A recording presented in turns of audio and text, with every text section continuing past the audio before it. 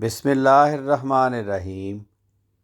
Cap cost university Ghana میں جماعتی کتب کی نمائش۔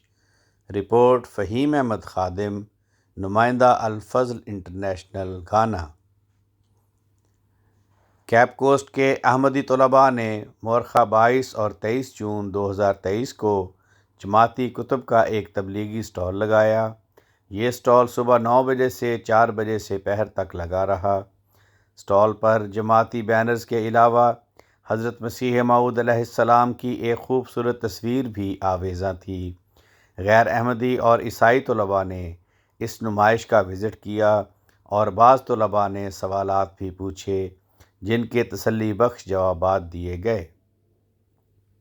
عبورہ کے زونل مشنری مکرم عبدالحمید سویری صاحب، گھانا میں ریویو آف ریلیجن کے نمائندہ مولوی اگیمنگ گیاسی اور سرکٹ مشنری مکرم معلم احمد بواہنگ صاحب نے بھی اس پروگرام میں شرکت کی اور زائرین کے سوالوں کے جوابات دیے۔ رپورٹ کے مطابق 400 طلباء نے نمائش کا وزٹ کیا۔ آنے والے طلباء نے اسلام احمدیت کے بارے میں سوالات بھی کیے۔ بعض طلباء نے اسلام احمدیت کے بارے میں مزید جاننے میں دلچسپی ظاہر کی۔